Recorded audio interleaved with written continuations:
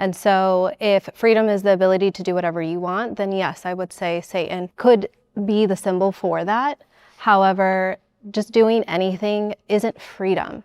It is the ability to just do whatever you want. And is consistent with freedom is being able to be free from the things that are going to destroy me. And you used Genesis as the example. So in Genesis 3, the first example of freedom that Satan offered was the knowledge of good and evil. And with that, he also allowed for Eve the ability to, or he tempted her with the ability to be more like God. And from that, what ended up happening, what it led to was shame, guilt, and ultimately death. And to me, that's not empowering. To me, that is deception that is masked as liberation.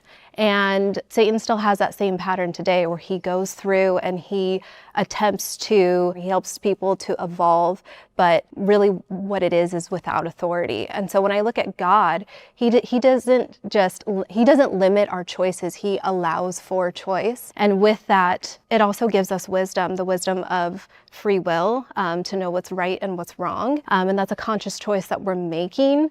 But he's not limiting our freedom. In fact, his love is a protection for us, for the ability for us to be free from the things that can harm us. I look at myself as a parent. Whenever I have limited my children from something that could harm them, it's done as a means for protection, not as a means to control them. But because I know what's going to be beneficial for them, I allow them the ability to make the choice, but I also guide them in a way that takes them from the things that I know are going to harm them. So I don't think that's freedom to say that doing whatever you want is freeing. I actually think that is less freeing, actually. So